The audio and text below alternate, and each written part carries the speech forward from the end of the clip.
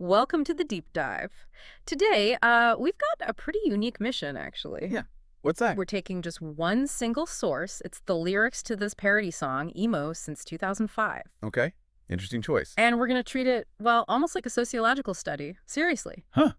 So using a parody to understand the real thing. Exactly. The idea is to use this, like, super detailed cultural snapshot to really get a handle on the rules, the loyalty, and honestly, the surprising way the emo subculture lasts. How it goes from being a teen thing to, well, a lifelong identity for some. That actually makes a lot of sense. It's kind of the perfect lens, isn't it? Because it's not just a simple joke song. It sounds like a really carefully put together description of an archetype. Right. We get to dive into the world of Kelly, the character in these lyrics.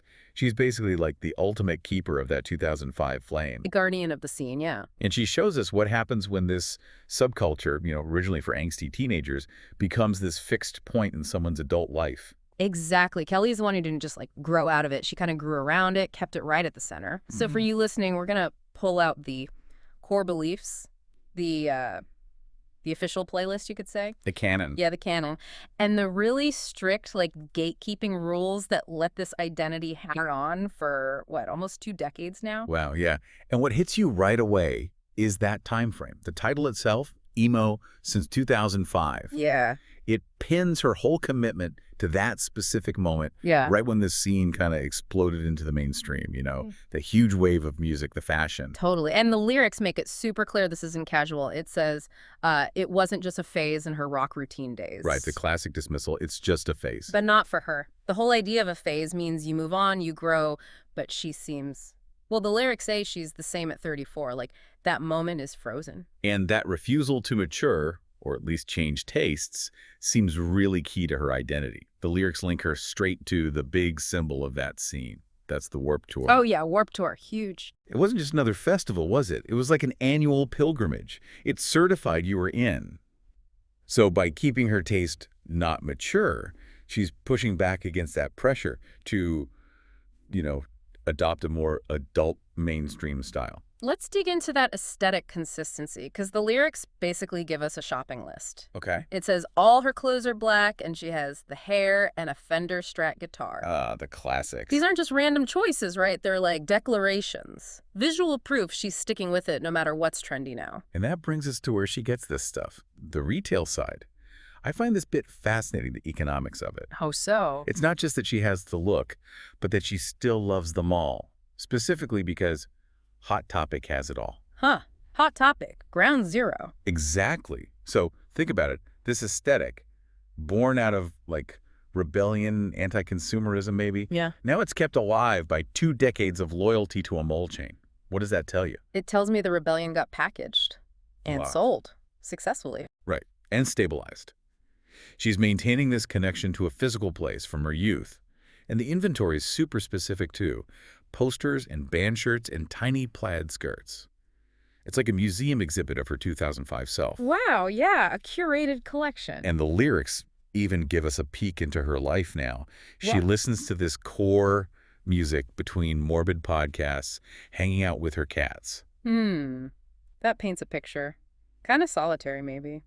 It suggests maybe a deliberate choice, yeah. Yeah. Pulling back from maybe the constant online social buzz, favoring something more internal. And then there's the emotional core. This line, she cries to feel alive. Oh, yeah. When you're like 17, that feels pretty standard, right? Teenage angst 101. Sure. But at 34, still doing that ritual of controlled sadness is like the angst itself has become a tool, a coping mechanism she needs. I think absolutely. The source suggests that this specific way of feeling, that emotional frequency she tuned into 2 decades ago, has just become her baseline, her stable state. So emo isn't just music anymore. Not for her. It's a dedicated lifestyle, emotionally speaking. Yeah. Maintained year after year. It's almost like a refusal to become numb or apathetic. Okay, that makes sense. And it perfectly sets up the next big piece, the playlist, the canon. Oh, yes, the sacred text. Because if you're going to be emo since 2005, you got to know the official soundtrack. And maybe even more importantly, who doesn't make the cut. Non-negotiable.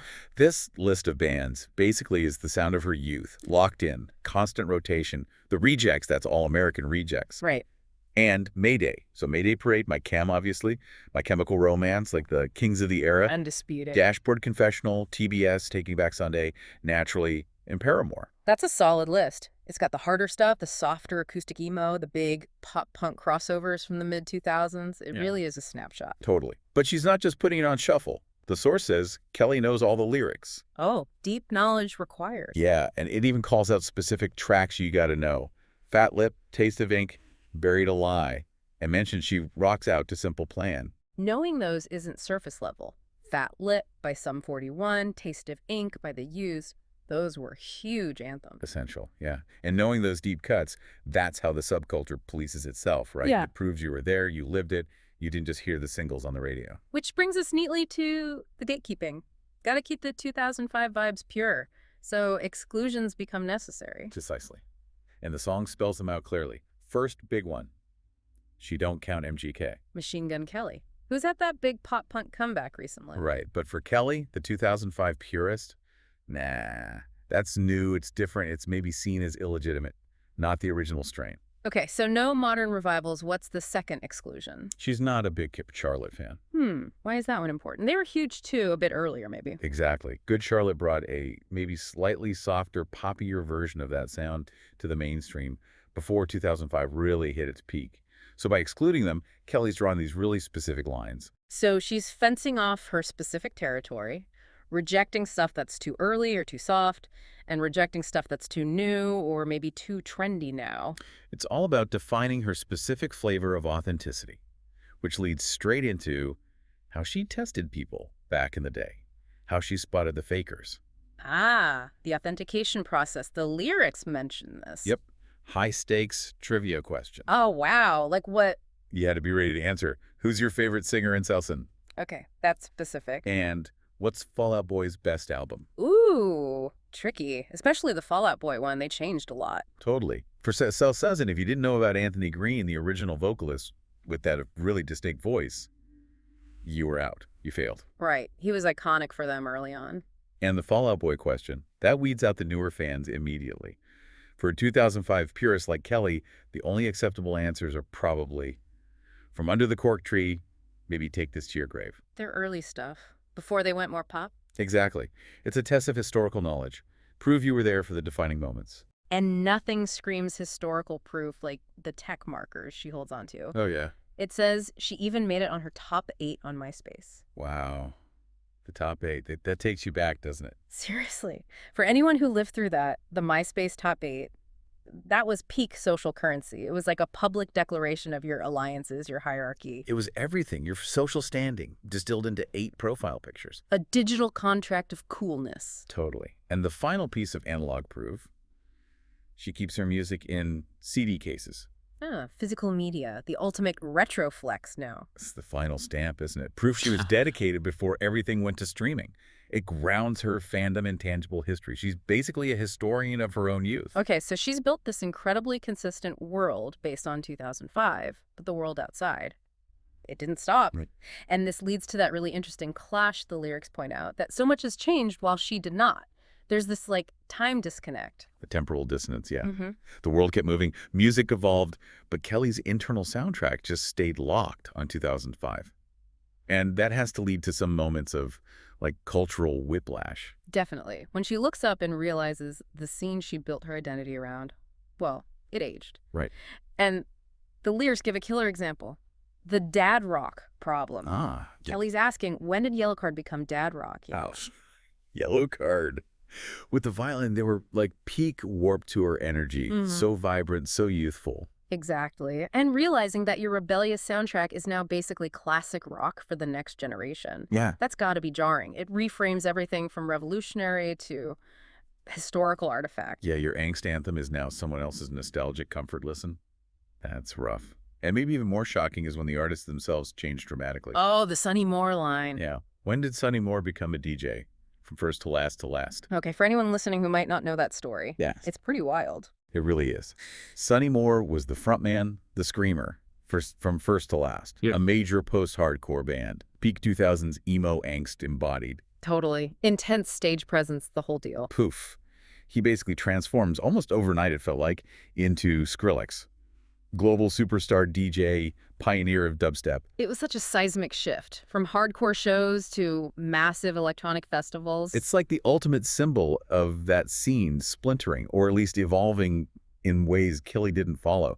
He traded the guitar distortion and the raw screams for, laptops and bass drops. Total rejection of the old sonic world. If one of the core figures can just completely pivot like that, it really hammers home how much things moved on while Kelly was, probably keeping her CDs polished. Yeah, the world went digital, diversified, everything changed. But her loyalty kept her locked in that 2005 zone, maybe not even realizing her heroes were swapping eyeliner for Ableton. It's a powerful image. Ah. But the lyrics do throw her a bone at the end. They acknowledge that emo's come back. Right, the quote-unquote emo revival we've seen in the last few years. Yeah, it definitely had a resurgence, bands getting back together, new artists tapping into that sound. But for Kelly, the source makes it clear. The final punchline is, even though the style circled back around, For her, it wasn't just a phase. she wasn't hopping back on a trend. She was just waiting for the world to catch up with where she'd been all along. Yeah, she went from being like a participant in the rebellion to being this unwavering curator of a specific historical moment. It's fascinating. So let's try and synthesize this deep dive then. Using just these lyrics from Emo since 2005, we really have found this complete blueprint for understanding how subculture sticks with someone. Yeah, I think so. We definitely identified the key aesthetic markers, right? The all-black clothes, the Fender Strat, and that weirdly enduring loyalty to Hot Topic. The retail anchor. And we nailed down that canonical playlist. The sacred bands, My Chem, TBS, Paramore, absolutely essential. And just as important, the exclusions. Got to keep the border strong. No MGK, not really into Good Charlotte. Preserving that 2005 purity. Right. And finally, we saw those authentication rules. You needed that deep historical knowledge. The trivia questions. Who sang in Sausen? What's Fall Out Boy's best album? All backed up by the ultimate historical proof. The MySpace Top 8. Gone but never forgotten. Never. So, yeah, it brings us back to Kelly, 34 years old, still living in that 2005 headspace. Which leaves us, and you listening, with a pretty interesting question to chew on, I think. Okay, lay it on us. What does it actually mean, culturally, when a subculture like emo, something initially all about youthful angst, instability, maybe even rebellion, Yeah. what does it mean when that becomes, in adulthood, this symbol of the complete opposite, like enduring consistency, resistance to change, deep personal commitment?